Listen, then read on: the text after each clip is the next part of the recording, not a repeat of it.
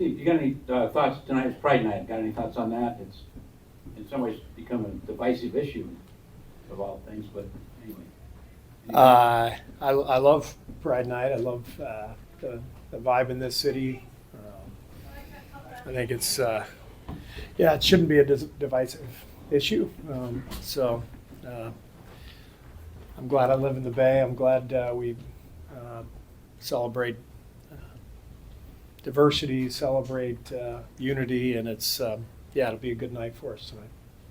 What do you think of the Clippers and kind of how they're built? And in some ways, the similarities from a veteran standpoint to you. Clippers are awesome.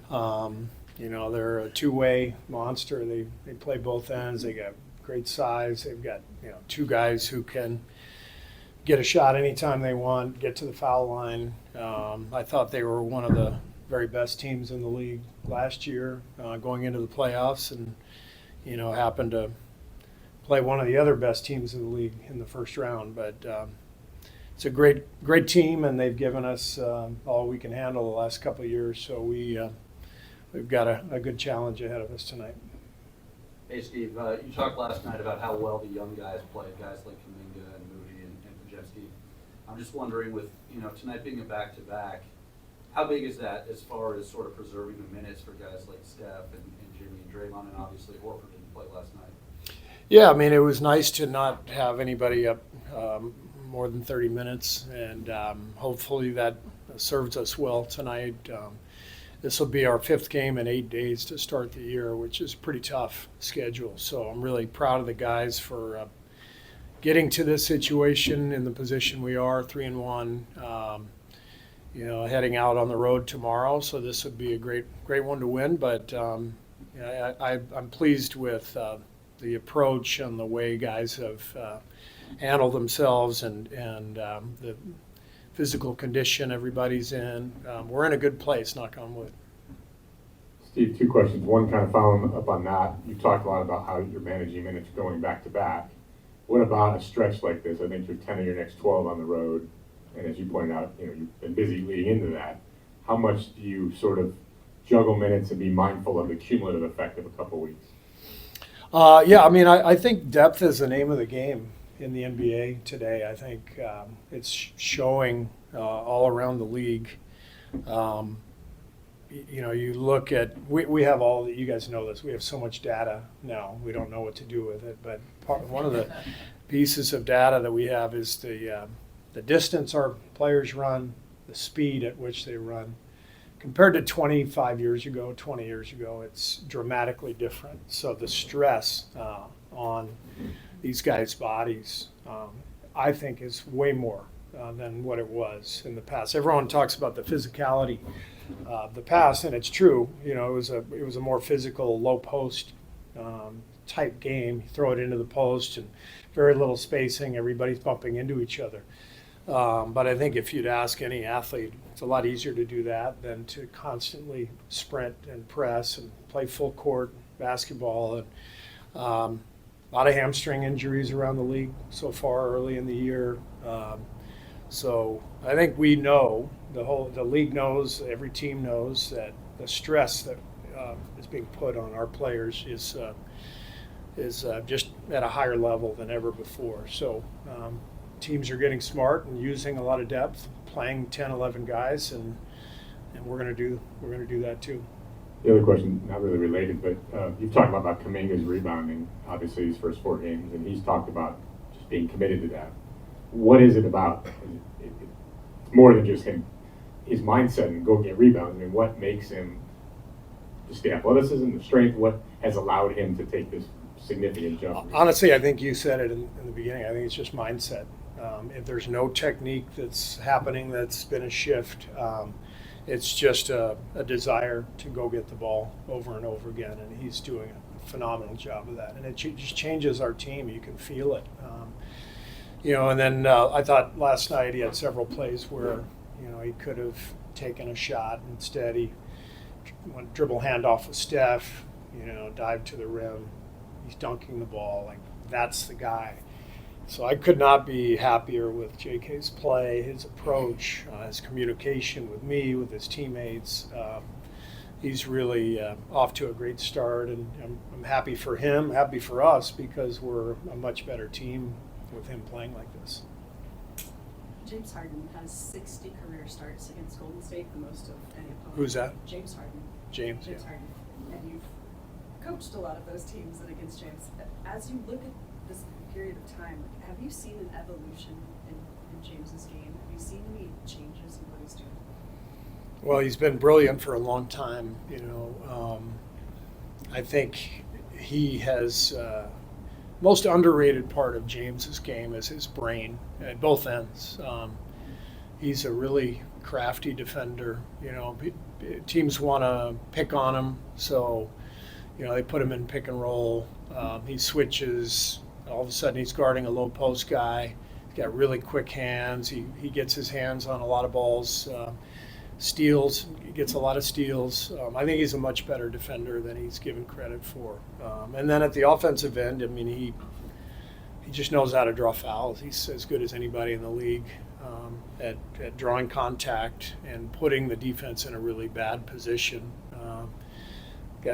He's a brilliant player, and he has been for a long, long time. Well, Steve, Tyronn Lue said he expects to take a month or two for his team to get their chemistry and rotations in shape, and you maybe anticipated something like that, but it seems like things are maybe falling together in place quicker than you would have thought. Is it? Well, we're only 4 games in, so I don't want to say we've figured everything out, but I think we have an idea of what we're going to do rotation-wise, and we're in a pretty good groove so far this season, and the biggest question marks for us are when we play a big center like Klingon in Portland the other night, like Zubats tonight. Do we want to start Draymond or not? And that's where the decision making begins for us. Is Al playing or is Al not playing? Those are the decisions that are the triggers to our decision making. But when I look at our group right now, even without Melt, we can go 11 or 12 deep and feel very comfortable with that. Obviously, everything can change and matchups and all the rest, but JK has started every game, been very good, obviously, in every game. Do you consider him a starter at this point? Obviously, things can change, but is he a starting player? Yes. Yeah. He'll start tonight, and he'll be our starter going forward. He's been fantastic, and last night we put him on Ja. Tonight we'll put him on James Harden. I think he's ready to take on that role defensively, and what he's doing offensively, the decision making, the shot selection. You've hardly seen any of the mid shot clock 17-foot pull-ups. You're seeing him being much more purposeful, getting the ball to Jimmy, getting the ball to Steph, attacking the rim. He's really putting a lot of pressure on people. So, the biggest thing is the combination of Jimmy and Draymond and JK wasn't great last year, but because of all the improvements JK has made, his passing and the stuff I just mentioned, it's really clicking, and so we're going to stay with that.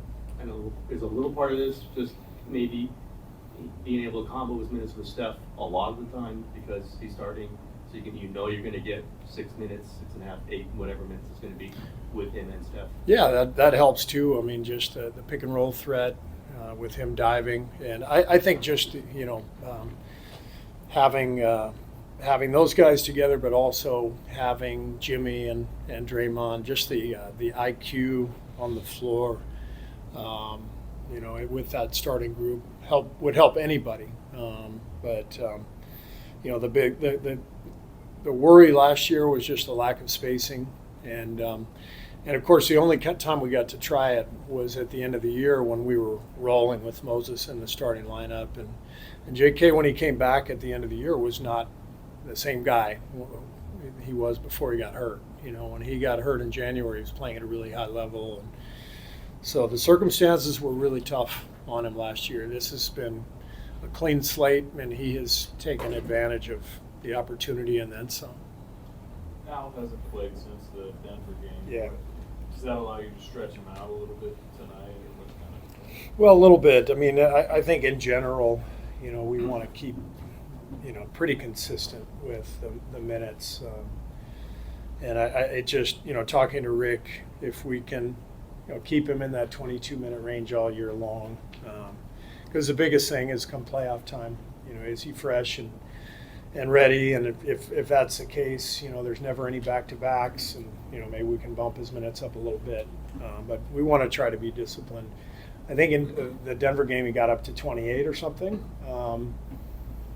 But, it's going to happen in those games where he's closing. And so there's not like a hard and fast number on this, but we just want to be consistent with the approach. Steve, Zubats has really turned into an elite big man in the league, developed into his own, obviously. What makes him so effective on both sides of the ball? He's really smart on the defensive end. He's got a great coaching staff. Ty and Jeff and Gundy running their defense. Like, those guys are brilliant, and they've got a great scheme, and they've been working together now for years. So the continuity is there. Offensively, he's just really old school. Either hand at the rim, using his size and footwork, and finds a way to work his way right to the basket, and great touch around the hoop. So I think he's an all-star caliber player. Since Mose came back, shot the ball really well last night. But I was wondering, defensively, you called him your best point of attack defender. Since he's come back, have you seen any rust or anything like that? Or has he pretty much picked up right where he left off last season? Well, there was a little rust in the Portland game, but he obviously found his groove last night. And we'll see how he is tonight coming off the back-to-back, missing whatever it was, 2 weeks during camp. It doesn't quite allow you to build that foundation. So I'm interested to see how he looks tonight. But overall, there are no concerns. We know that, given the time to find his way, he's going to get there. And last night was a great example of that.